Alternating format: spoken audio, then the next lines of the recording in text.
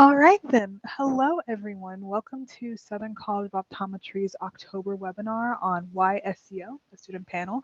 Thank you so much for joining us. I hope you are all staying safe and healthy. My name is Avery Cunningham. I am a student services and admissions officer here at SCO. I am one of the admissions team members who answers your admissions questions and participates in the admissions process. Before we get started, I ask that we all use proper Zoom etiquette by keeping microphones muted unless speaking, limiting background noise, and respecting all of this webinar's attendees and facilitators. We will have time for questions towards the end, but in the meantime, if you do have any questions or concerns that need immediate attention, please use your chat feature to communicate with us. Today, you'll be hearing from a panel of class of 2024 students discussing their journey to optometry school, their time in the program thus far, and ultimately why they decided to choose SEO. The students will answer a series of predetermined questions that you will all be able to see and view on your screen, and then there will be time for questions from all of you towards the end. Again, when we do open up for questions, you'll be free to use the chat feature or the Q&A feature in order to submit them. This webinar is being recorded and will be free and available to view starting next week on our website. And with that, I am going to turn over to our three guests to introduce yourselves.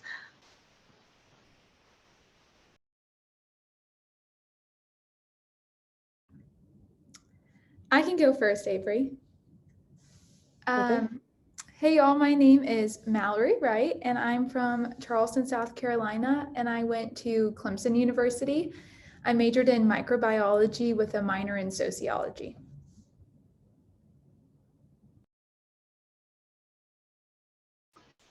Okay, thank you, Mallory. Zach or Donnie? I can go. Hey guys, my name is Donnie Kuntz. I'm from Charlotte, North Carolina. I went to UNC Charlotte for undergrad and I majored in anthropology. And then I went to Wake Forest University for grad school and got a master's in biomedical science. Hey everybody, I'm Zach Groves. I'm from Washington State. I went to Washington State University, Vancouver. It's like a smaller campus of the main Washington State campus. And then I majored in general biology and a minor in molecular biology. Wonderful. Thank you all so much. So we're going to start off asking about your journey to optometry school. So first off, and whomever would like to start off is more than welcome. How were you personally exposed to optometry? I'll go first, Avery. We can keep it in that order if it makes it easy. So how was I first exposed to optometry? So I think I started needing glasses in the third grade. I was one of those kids who told their parents they couldn't read the board anymore and quickly got sent to the eye doctor. So that's when I was first exposed, just because I've been wearing glasses and contact lenses my whole life. But yeah, I started thinking more about optometry when I became a sophomore, kind of a junior in college. So a little bit later than some, but yeah. So I had the opposite experience. My mom's an optometrist, so it's kind of always been like in the background of my life. And then I kind of knew going into undergrad that I wanted to do something in the public health field or medical field. And so I was choosing between ophthalmology and optometry. And I got a job working with an ophthalmologist and realized that's not exactly what I wanted to do. I liked how seeing my mom work with patients, she like had the same patients when they were young to when they grew up. And I loved the relationship she was able to establish with her patients. So that's kind of what led me to choose optometry. And then I started researching schools after undergrad. Yeah, so for me, for my how I got exposed to optometry, I've always I'm myopic, so growing up, I'd always be going to the eye doctor, getting new glasses, new contact lenses, and whatnot. And I just had the best experiences going there. Like I just truly enjoyed it.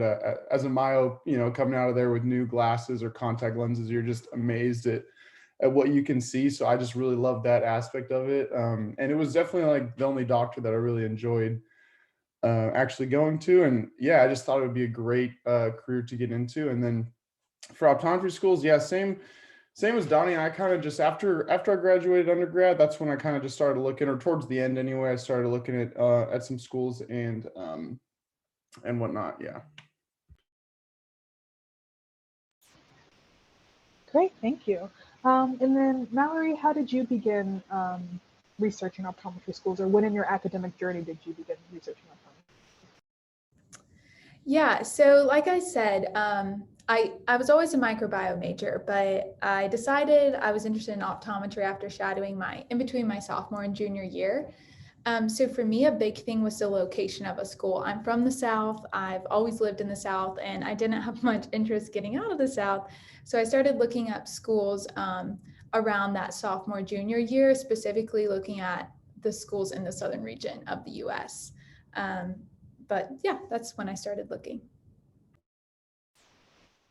Great, thank you. And the question for all of you, how did you gain shadowing or professional experience in the field? I know Mallory and a couple of others have talked about their own experience shadowing, but for the students especially who may be listening, how did you go about gaining that experience, and what kind of professional or shadowing experience did you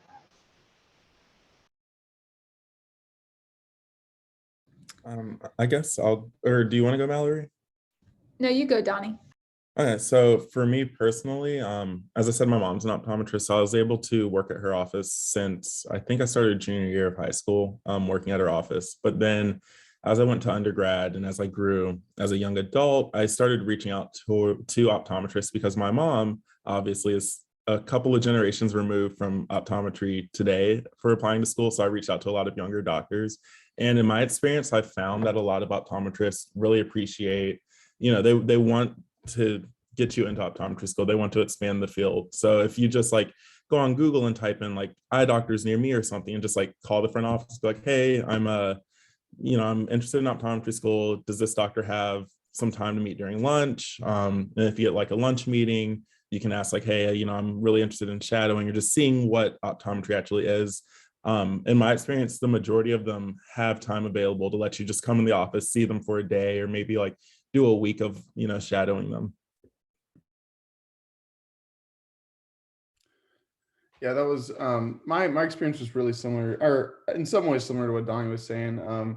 Yeah, so I had to like that's kind of what I did. I like would just when I was looking for optometrists to shadow, like I shadowed my eye doctor that I would see for a while, but then I wanted to kind of branch out and see different styles or different practices and just kind of get a feel for different areas, I guess. So that's literally what I did. I would just go on Google and I would type in, like optometrist near me, and then I would give them a call or walk in and just see if they were able to like schedule me to come in and shadow at some point. And they were all, every experience I had was great. Like they were all really welcoming. Like Donnie was saying, how optometrists really want to help you get into the field as well. And I always felt that and just felt very welcomed.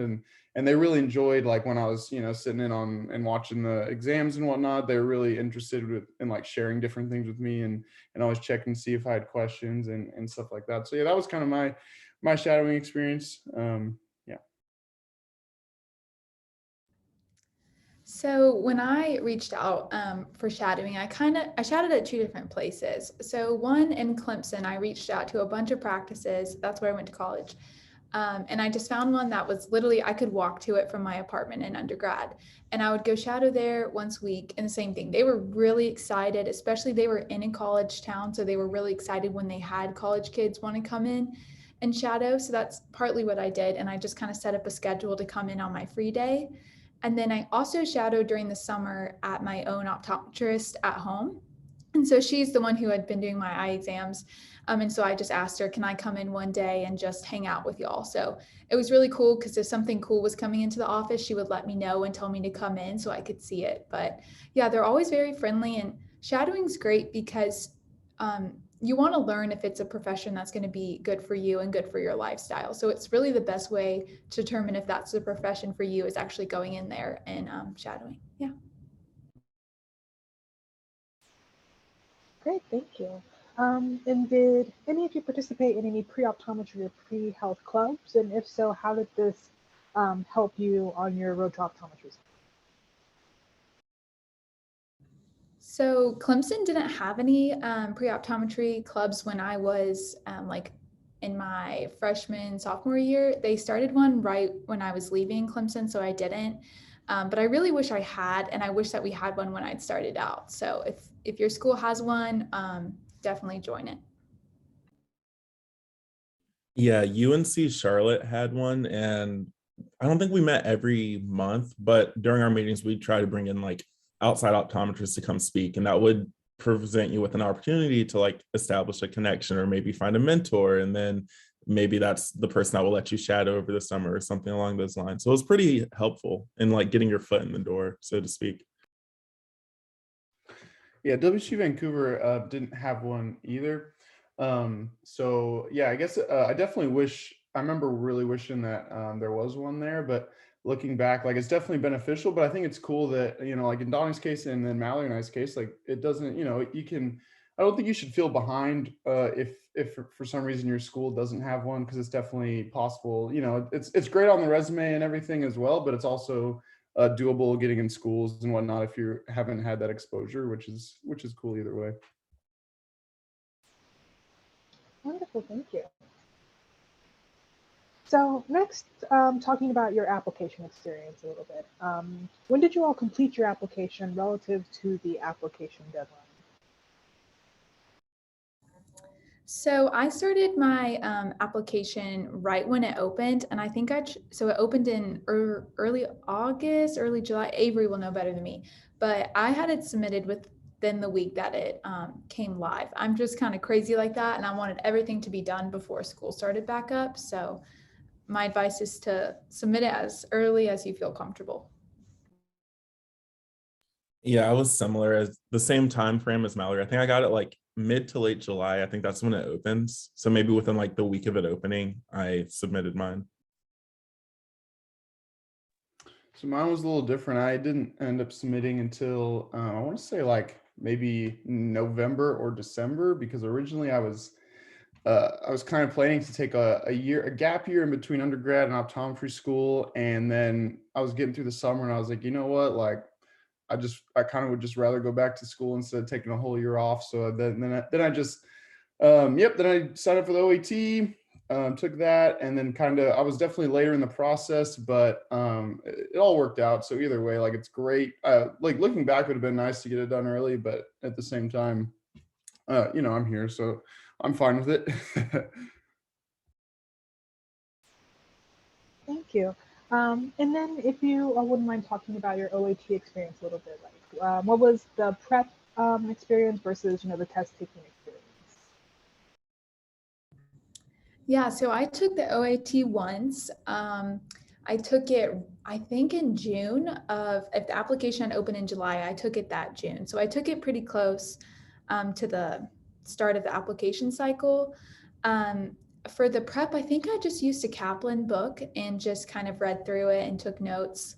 Definitely just like preparing for any other exams, like an ACT practice exams are always going to give you the best I don't know, experience and real life simulation of the actual test. So I think I started studying for the OAT. Maybe this kind of sounds crazy. Don't let it scare you, but I think in that January, but I only studied like on the weekends, and then a month before the test, I would actually hardcore study, but yeah. So I'm a special case. I actually did not take the OAT, so I'll defer to my two colleagues on this one. So I took my OAT in October, and I used Chad's videos, which were really great because his videos, I think he had sections on there, if I remember correctly, for the MCAT, for the DAT, for dental school. So yeah, those worked really, really well for me because he explains things really well. And that's one way that I just learn. I just like to hear things explained, which oh, that just helped me a lot. And then I also use the DAT. I can't remember exactly what it's called, but it's maybe one of y'all knows. I don't know, maybe not Donnie, but I'm trying to remember. Anyway, it's actually for the dental test, but it worked well for the OAT for me. Or it was called DAT boot camp, I think, and it worked well for me. But yeah, so I studied, actually, I think I started studying, I think 6 to 8 weeks before the exam. And I went pretty hard. Like I went probably like, I was studying, I would say like 6 to 8 hours a day, and then like 7 days a week. So I was pretty much just studying. So that's why it was kind of a little bit shorter for me. But yeah. Thank you. And then Donnie, would you mind elaborating a little bit more about your own experience, since it was a little different from Zach and Mallory?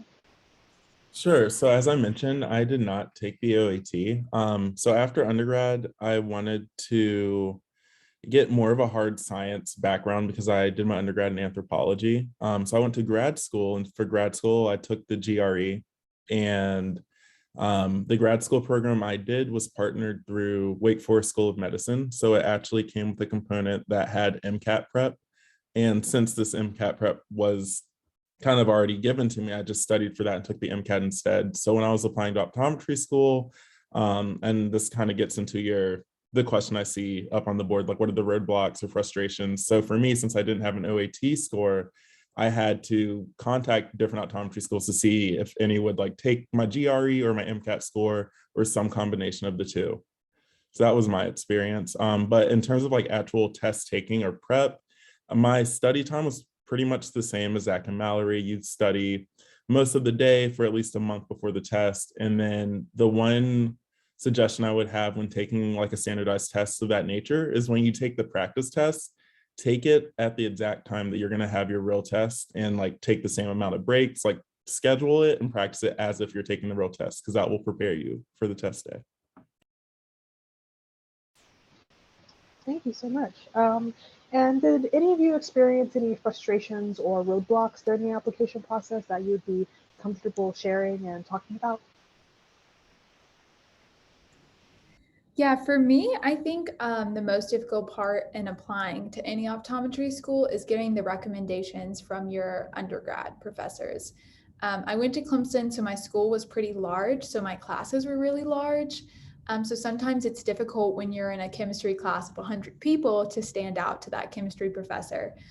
So that was definitely difficult. I was fortunate enough to where I did become like good friends with two of my professors, so they were able to write my recommendations. But that's definitely something to keep in mind when you're in undergrad, is trying to identify maybe those professors that you have got to know better, because you'll need those recommendations for school.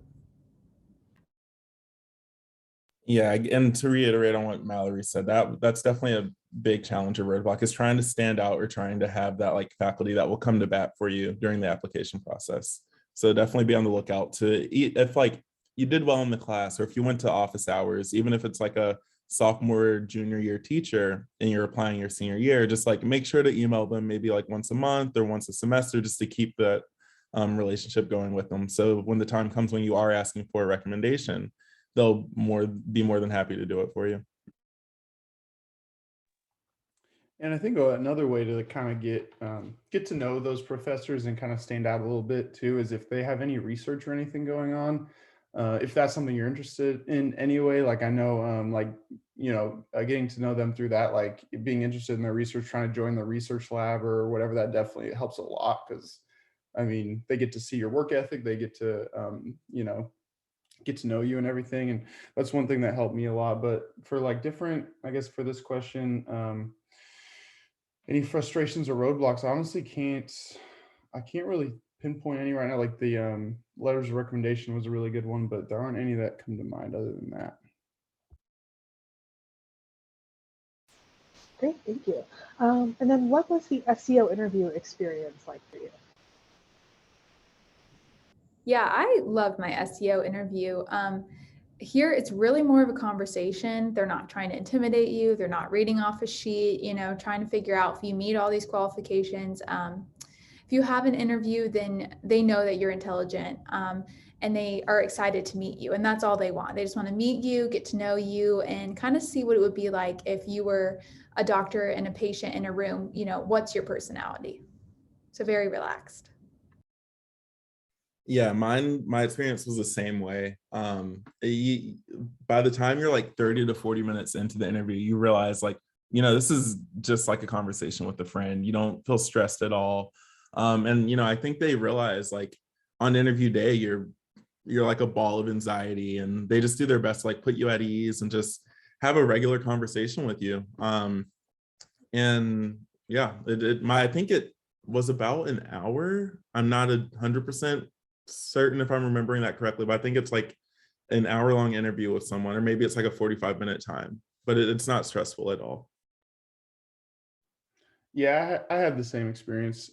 My interview also was the last, it was my third and last interview. And it was definitely just like, I just felt so at ease and so relaxed. And the interview itself, I just remember just flying by because it literally, we were just talking to each other and whatnot. And I mean, I got asked a few questions, obviously, but like really, it was just a conversation, like they were saying.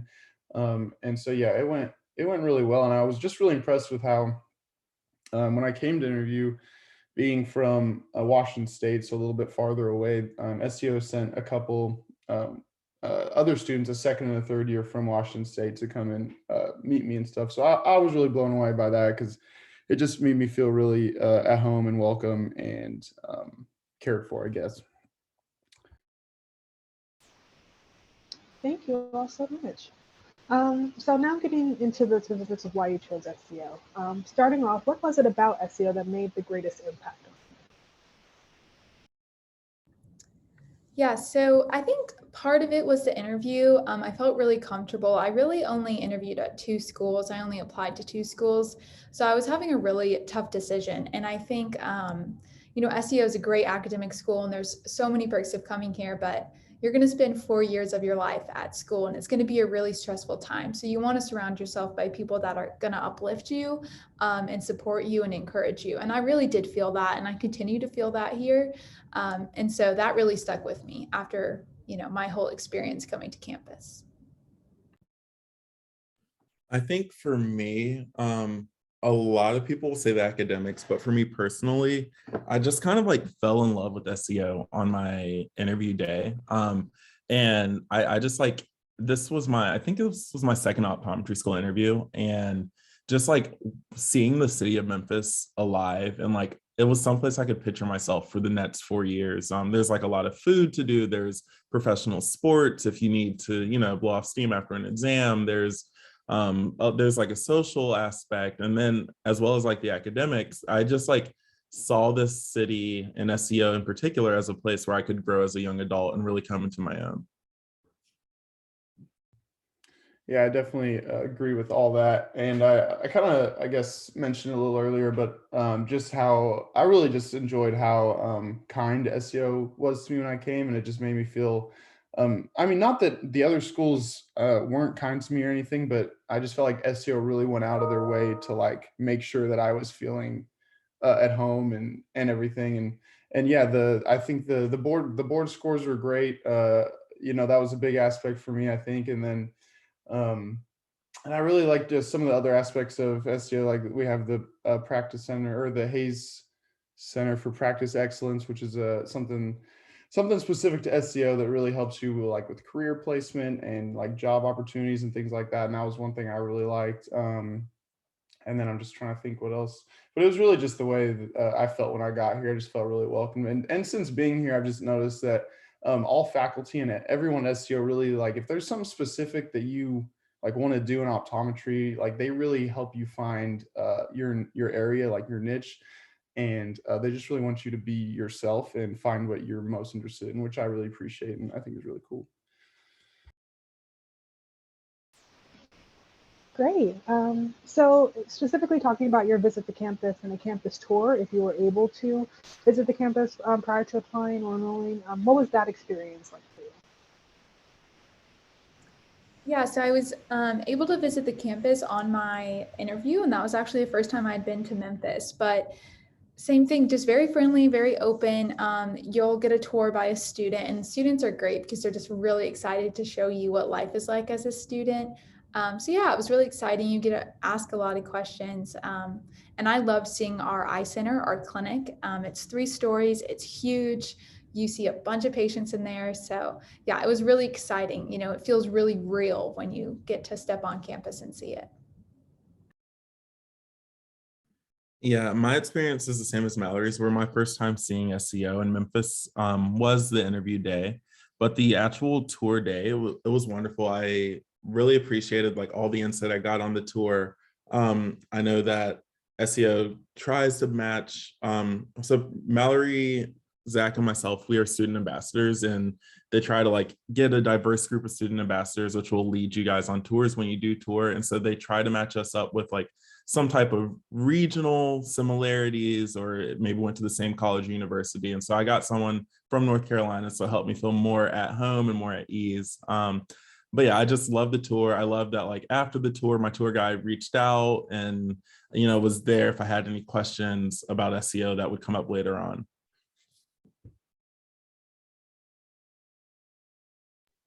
Yeah, my experience was the same, because I was the interview day was my first time visiting Memphis, actually being in the South at all, and seeing SCO. And so, yeah, that's when I really got to experience it. And I didn't actually get to experience Memphis whatsoever, because I came in late the night before and then I left from the interview. So I really had no idea what Memphis was really like.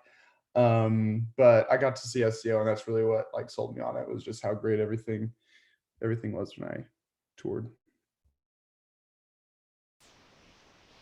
Great. And then if you were on the fence, what ultimately made you choose SCO? Yeah, this was definitely me. I said before, I was only looking at 2 schools and I was really struggling to pick. I took a while. But ultimately, I really made my decision based on the financial aid package. It's no secret graduate school can be expensive, and SCO, I mean, you just can't beat it. They are really great at making tuition affordable, and they really want to give all the students an opportunity for scholarships or financial aid that they can. So looking at my financial aid package with SCO, like, you just couldn't beat it. I knew I was going to get a great education at a really good price. So it might sound bad to say that, but it definitely helped me make my choice. Yeah, so I had a similar experience. For me, my optometry school decision came down to 2 schools. And like Mallory said, the financial aid packet was a big help, as well as just like the cost of living of Memphis is relatively cheap compared to other optometry schools. And then also, as I mentioned, to like why I chose SCO in the first place, I just fell in love with the city. The other schools I visited, I was like, some of them might have been like too much of a student experience. Some of them might have been like too much of a small town experience. And this just seemed like the perfect blend of a little bit of everything. And then also on my tour day, like I just fell in love with the facilities. Everything was relatively new, especially compared to some of the other schools I saw. And like we each get our own locker. And I just like really love the commitment that SCO put into the facilities, as well as just like the environment of Memphis as a whole. And that's kind of what led me to my decision. Yeah, I definitely had the same experience. And to kind of reiterate what Mallory was saying also, like one of the big aspects for me was also the cost of tuition, which and the financial aid package, which SCO just has the best in that area for sure. And then, yeah, like also like cost of living in Memphis is really, really affordable, which is something that my wife and I were looking into, like when we were trying to decide where we wanted to go and everything. And so that was obviously a big factor, but really like I knew that, as soon as I left the interview, I knew that SCO was just the best school in every aspect for me. And so, yeah, that it wasn't honestly that tough of a decision for me, but yeah, like the cost of living here in Memphis, the financial aid, that definitely like reiterated my decision. And then, yeah. Thank you all. So moving on to the next section. Looking back on your experience, what are the biggest differences between your undergraduate and professional studies? So I will say you have to study a lot more when you get to professional school. And you'll hear a lot of professors say this, a lot of the content you learn isn't rocket science. It's not so hard to understand and so difficult to grasp. There's just a lot more of it, and a lot more of it is relevant. So it's just a lot more studying. I enjoy it more because everything we learn has to do with the eyes, right? So I'm much more interested in it now. But yeah, biggest difference is just a lot more content. Yeah, and to reiterate, Mallory's pretty much hitting the nail on the head with every question. Optometry schools, like if you're trying to drink from a fire hydrant, there's the information itself, the difficulty isn't scaled up at all. So if you can do it in undergrad, you can definitely do it in optometry school or any professional school. But it is the amount of content that you will be given for a certain period of time. So my best advice would be like, when you are in optometry school, don't get behind, or try your best to like keep a study schedule, because the one day you fall behind, you end up like setting yourself back and studying by a whole week. So just try to study every day and stay on top of things. Yeah, the information, like they were both saying, like it's not super difficult. It's definitely, I mean, there's hard classes and whatnot, but yeah, the amount of information it's a lot different. Like, I remember at undergrad having, I don't know what full time was, like 4 classes or so and a few labs. Like you have time to constantly, or not constantly, but look over the material for an exam quite a few times. And now, especially during year 2, I feel like maybe I get two full good look throughs through the material, and then then it's exam time. So because there's just so many classes, so much information. So paying attention in class, or finding time to like look back, and if there's some you're confused about, like Donnie was saying, just staying caught up, and that's the biggest part, I feel like, and asking for help. Like SCO has a great tutor program, and some other aspects, so that if there's like something that you're struggling with, like there's definitely people you can talk to and get help from. So just when you feel like you need help, like ask for it, and then just keeping up is the biggest advice I have. But yeah, the information, the amount of it, like it's like Mallory was saying, it's really, really cool. Like I'm way more interested in my classes now than undergrad, obviously, but like, it is really, really cool. We're learning. There's just a ton of it. Great, thank you. So then how was your transition into optometry school, especially during that first year? Yeah, so the 3 of us have kind of a weird transition because we came to school right smack pandemic. And so COVID was a little difficult. We had a quarantine, we had really small lab groups, but I mean, everyone was going through something hard. You didn't have to be a first year student to be faced with a challenge, but transitioning into school, I don't think it was that bad. It's kind of like starting as a freshman in college again. You're excited, you want to meet friends, you're a little nervous, but I would say they do their best to make it a smooth transition. Yeah, I would concur. The transition, academically, it was pretty smooth for me just because I had gone to grad school before this. But with the whole like COVID in the background, that was such a big transition, especially because during that summer of COVID, I was living back home with my family. And it was just like I got really close to my family, and then I moved halfway across the country, and it's like so with SCO, we have this accepted students will have like a housing fair, and a lot of people go. You get to meet like classmates and possibly find a roommate, but we didn't get to do that because of COVID. So that first couple of weeks at SCO, I felt like I didn't know anyone because we weren't allowed on campus. We didn't really know our class. We didn't know our way around Memphis. But then after the first 2, maybe 3 weeks of that kind of feeling of isolation, things started to open up a little bit. I realized like some of my classmates were in my apartment complex. I hung out with them a little bit. And so like after the first initial like shock of being like alone, which I don't even know if the new first years had that, because they did have the housing fair. But after that, it was a pretty easy transition, especially with like the resources SEO has. And if you do feel like overwhelmed academically, you can do like the tutoring program or things of that nature.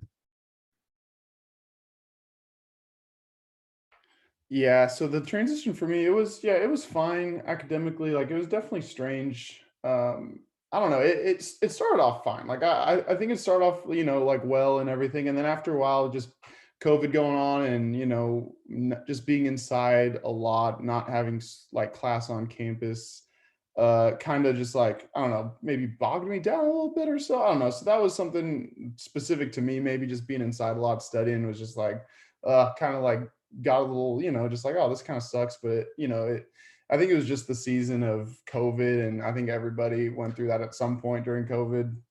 But no, the overall transition was good. With I think at first I definitely like was stressing myself out a little bit, just like, oh man, the information is going to be so hard, there's going to be so much of it.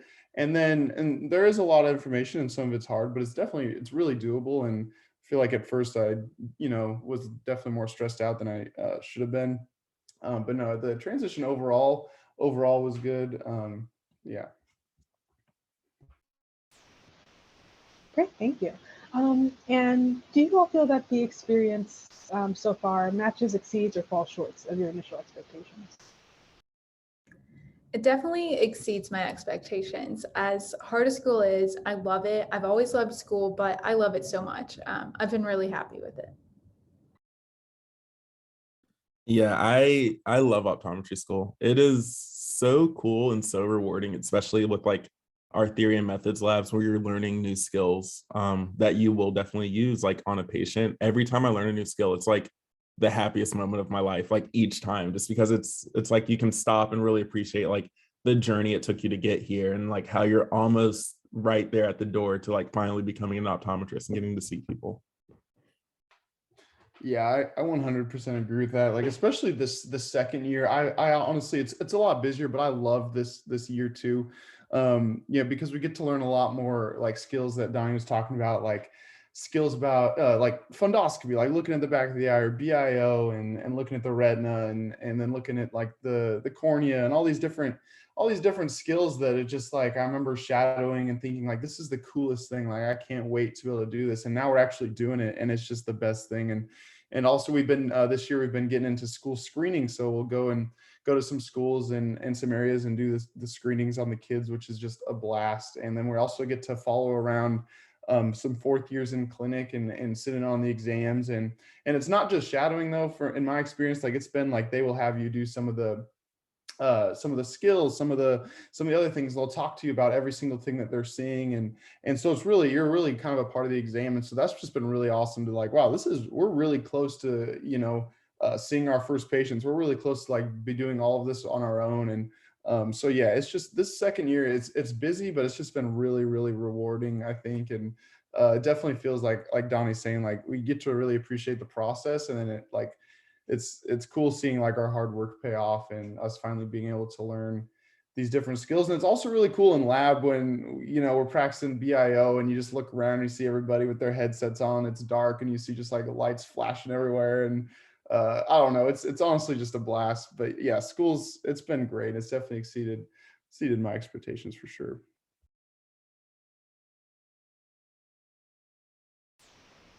Wonderful, thank you. So now talking a little bit about your life at SCO. Some of you already touched on this, but if you want to get into any more specifics or anything additional, what do you enjoy most about your class, lab, or any exposure you've had to clinical activities so far this semester? Yeah, I just love learning the skills. I mean, they're so cool. And I come from a family where my parents are both in business. So like I'm really one of the first ones in the medical field. So it's just really cool to learn things. You're going to be really, really skilled in a very specific subject. And it's just really cool. You get the privilege to be able to do that. Yeah, so for me, the thing I enjoy most is definitely learning the new skills, but also like an underrated second is just the fact that like everyone in optometry school is an eye nerd. So it's like really cool that you're all in the same classes, learning the same things, and you can talk to them about like whatever fascinates you. And for the majority of the people here, they'll be just as interested in those things. Yeah, same for me. Like I definitely like lab theory lab is my absolute favorite right now. And another weird thing, maybe like for me specifically that I really like, is just some days just sitting in lecture and just realizing like what's going on. Like sitting in pharmacology and just thinking like, wow, this is serious. Like this is, we're going to be prescribing these drugs here in the near future. Like this is, and just looking around and seeing like Donnie was saying, like how everyone's really engaged. Everybody's an iron, everybody's here for the same thing, and is also really interested in it. And just having like that in common with everybody to talk about has just been really great. That's one of my favorite things for sure. Yeah.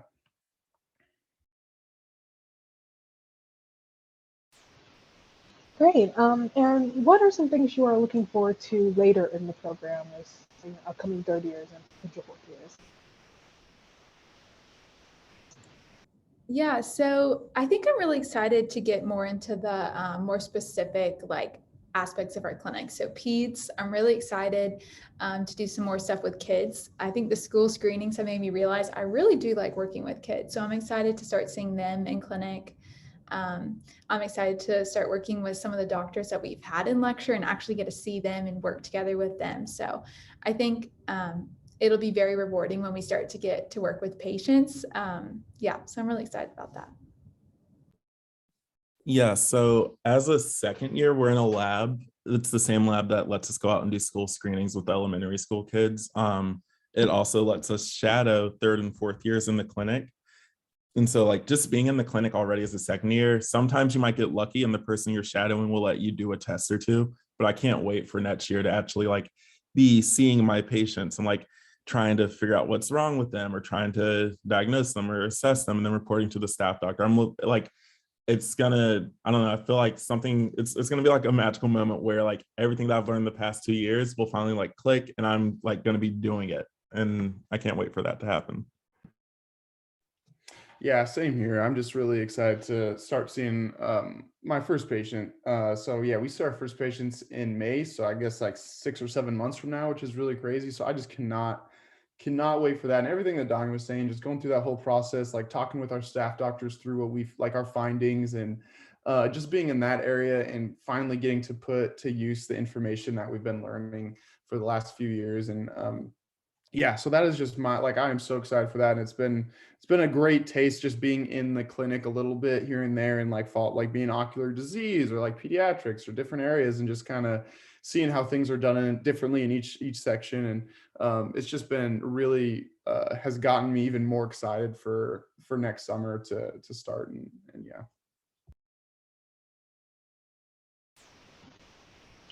Great. And how much time do you guys feel you typically dedicate to studying? So I think it kind of varies based on what our week looks like. So we all have midterms next week, so we're putting in a lot of time studying. I'm basically studying anytime I have a free second. So maybe like 6 hours, 8 hours a day right now. But normally when we have a week that's a lot more relaxed, I'll go to class and I'll probably study maybe 2 hours after class is over. And then practicing skills is something I feel like a lot of people don't realize you have to spend a lot of time on outside of actual lecture and labs. So I usually try to practice like 3 times a week outside of lab times for about an hour and a half. Yeah, I'll say there's definitely been a change in my study habits this second semester or the second year because I feel like I'm spending more time learning the new lab skills because they're a little bit more involved than what you learn your first year. But my general rule of thumb has kind of always been like, I'll try to do 3 to 4 hours a day. I haven't held myself up to that standard this semester just because I spent more time in lab. But when I'm really on top of things, I'll try to do like an hour or two in the morning before classes start. And then after classes, I'll try to spend like an hour or two reviewing what we went through. And if you do that every day, that's worked for me so far.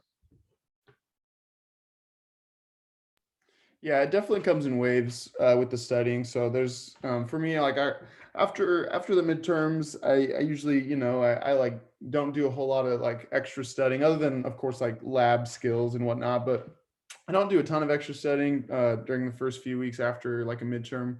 And then like right now and the week, I guess like last week, this week, and obviously next week's going to be kind of crazy with midterms. But yeah, it definitely comes in waves. So like right now we're definitely in a busier time of the semester. And so during this time, yeah, like Mallory was saying, like studying mine would be similar to that. Like right now, I feel like I'm studying. Like as soon as classes are done, like I'm just studying for the rest of the night until I get tired. Honestly, like especially year 2 with. I guess we have what like 8 classes, 5 labs. Like there's just not a ton of free time. So right now, especially the week before midterms, you kind of have to grind a little harder. But you know what? It's only for this week, next week, and then we get some time to not be so busy. So yeah, it definitely comes in waves, and we're in a busier season right now. Great. And of course, you are all student ambassadors, but are you involved in any additional extracurricular activities at SCO? Yeah, so I am on student government. I'm a class representative, but basically we do apparel for our class. We try to set up like donut events, like giving out treats. We give out cards and just little happy moments for our class. I'm in a few clubs. I'm in Ocular Disease Club, Contact Lens Society, and I also play intramural volleyball. So, you know, a little bit of everything. You got to find something that makes you happy. You can't do school all the time or else you'll burn out. So finding things that make you happy are definitely important. Yes, and for me, I have two work studies. So one is at the activity center, and then the other one is I'm a tutor for first years as well. And then I'm not on the exec board of any clubs, but I'm a participant or a member of NOSA as well as the Optometric Private Practice Club. Yeah, so all three of us, so we're also all ambassadors, obviously, like that's kind of, I guess, why we're here. But and then also I'm part of the AOSA, the American Optometric Student Association, and then I'm also playing intramural volleyball, and then I'm also participating in some research with the faculty right now. So we're running like statistics and doing statistical analysis on some data that we collected over the summer, and then I'm also part of this one's not really affiliated with SCO, but I'm part of a City of Memphis slow pitch softball team. So that's been kind of fun. Yeah, so like Mallory was saying, like you definitely have to find some balance and do some different things other than study. And so there's plenty of opportunities with SCO and just in Memphis to get involved with different things.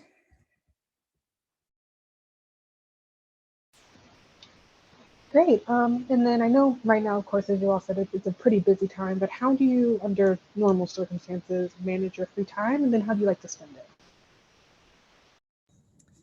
Yeah, so during my free time, well, I have a dog, so I really hang out with her a lot. We'll go on walks, play fetch and stuff. I really like to bake things, so I like to make cookies and pastries. A lot of my friends get the overflow from that and get a lot of free food, so I'm sure they like that. But yeah, just calling my friends and family, hanging out with my roommates. Memphis is great. There's a lot of stuff to do around here. There's always something happening in the city, so yeah. For me, it depends on the week. So like I have certain activities I'll do to keep myself grounded. And that would be I'm a musician, so I'll play my keyboard. I also love to cook. So like I'll try to cook a nice dinner every once in a while, or I'll just go for like a 15 to 20-minute walk. But kind of like what Mallory and Zach was saying about our midterm schedule, like the week after midterms, my free time is normally spent just like playing video games or binge watching shows on Netflix and just like completely relaxing my mind and just being a couch potato. And I think it's just like you have to allow yourself the opportunity to be that couch potato or to do whatever you want for the certain period of time during the day.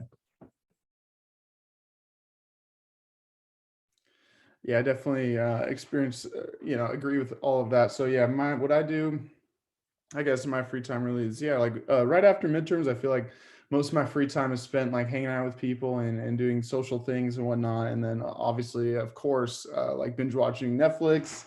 And then, yeah, like right now, like going to the gym is important for me. I feel like during or doing anything like any sort of activity like that, like it helps me when I'm studying, I guess, just to be more productive, like getting up and doing something active, because you sit down for a while and, you know, just got to get up and get the blood flowing and whatnot. So yeah, that's definitely something that I do a lot of, or try to anyway. But yeah, hanging out with friends is probably the way I spend most of my time when I'm not studying, I feel like.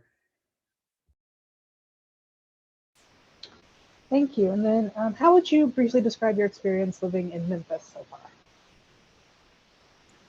Memphis has been great. It's been a really fun place to live. I've lived in quite a few cities.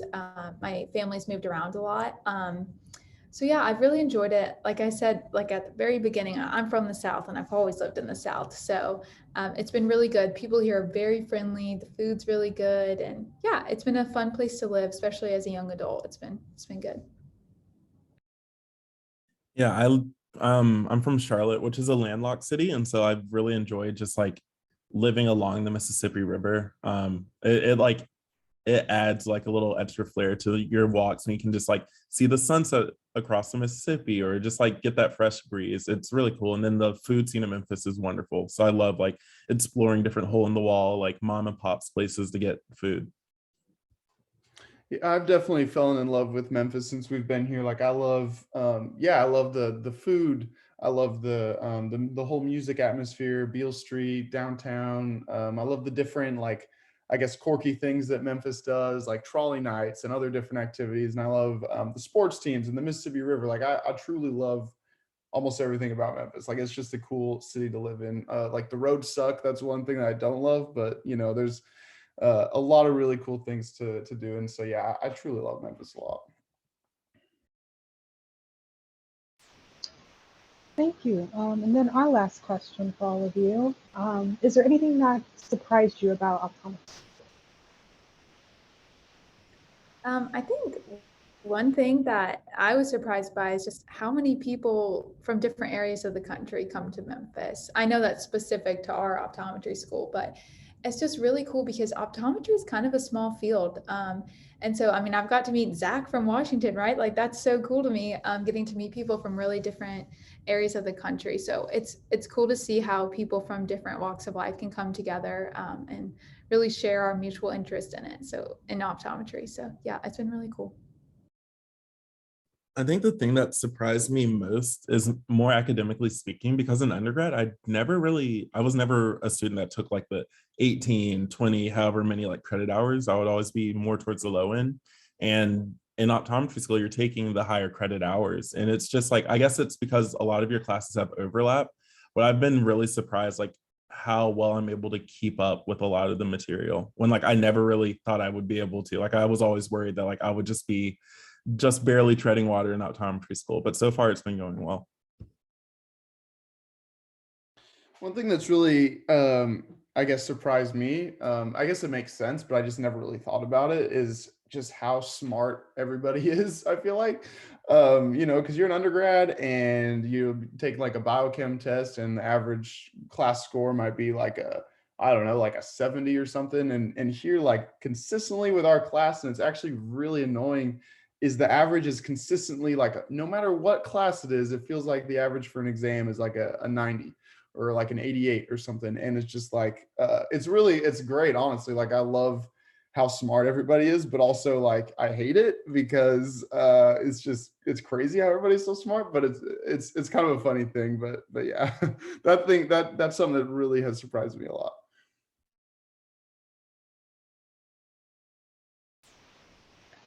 Great. Thank you all so much for answering these questions, providing so much of your insight and experience for our participants.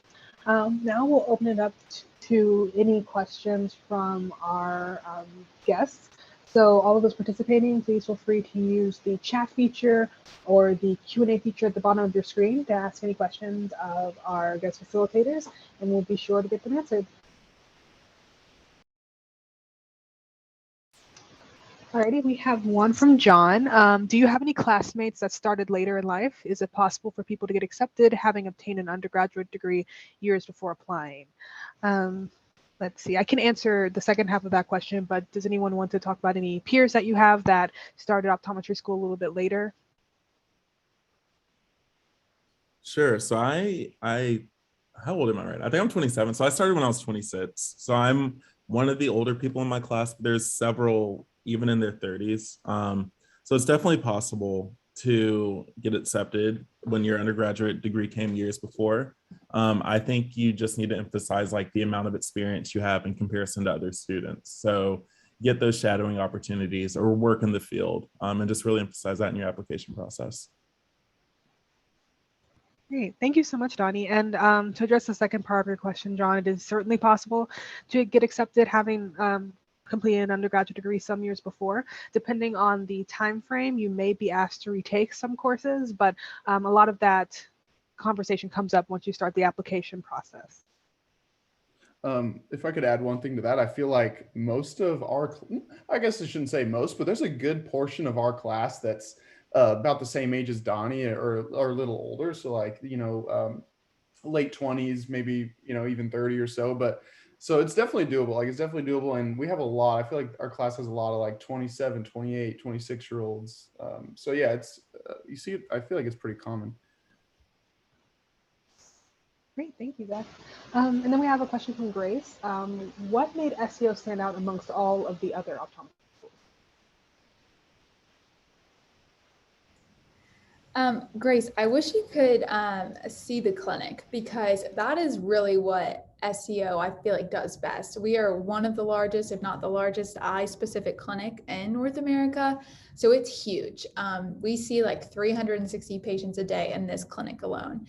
So your clinical experience here, it's going to be amazing. You're going to see a lot of patients, you're going to see a lot of disease, and you're going to leave seeing a lot of patients, more than a lot of other schools. So basically, I think the clinic is what should sell you on the school. It's great. Look up pictures online. Hopefully you can come see the school one day, but it's incredible.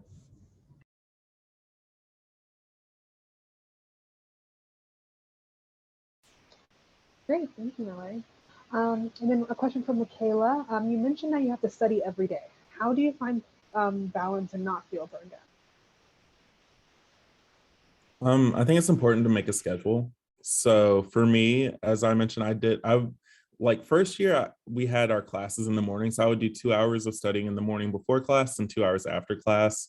This year our labs are in the morning, so I don't like to study before labs. So like I'll just schedule like 4 hours after labs in the afternoon to study. And so like as long as you hold yourself to that schedule, you have time to like do things to keep you grounded. So as I mentioned, my stuff is like cooking a good dinner or like going for a walk.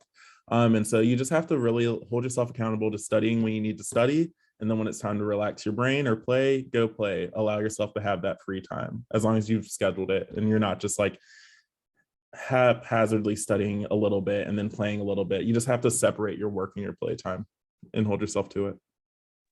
Yeah, one thing I could add to that too, and I really like the way Donnie has his has it all figured out with his setting, like before and after and whatnot. I feel like I'm definitely less organized, so it's really just it depends on how you study. Like for me, like after like the next few weeks after midterms, like I'm not gonna lie, I don't really study at all. Like I just kind of I go to lab, I go to class, and then as soon as class is over, like I'm done. But then obviously like I have to catch up at some point, so I will have like maybe a weekend where I'll have a day or so that I just like the whole day I'm just like kind of catching up. And so like that's kind of the price I pay for I guess you could say getting a little bit behind and whatnot, but it's really just like how you want to do it. You know, like Donnie has a great balance and mine's probably a little bit more unbalanced, but it still works out for me. So it's really just whatever you want to do.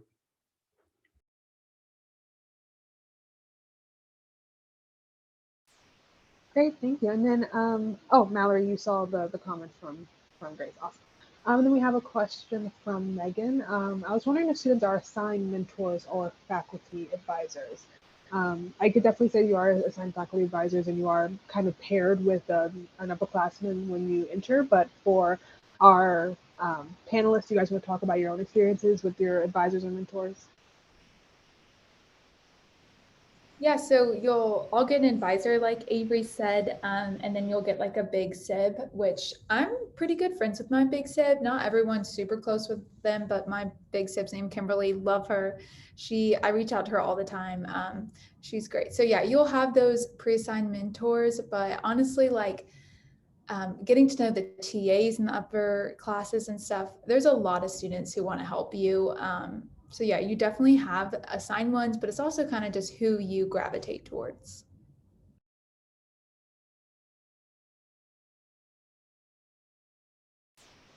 Great, thank you.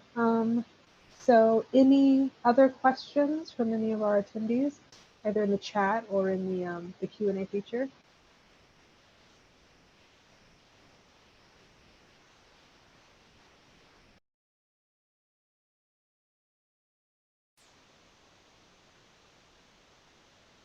Alrighty, well, if we don't have any other questions right now, that's perfectly fine. As you can see on the screen, the contact information of our three panelists is available to you all, so please feel free to reach out if you do have any other questions or would like any more insight into the student experience here at SCO.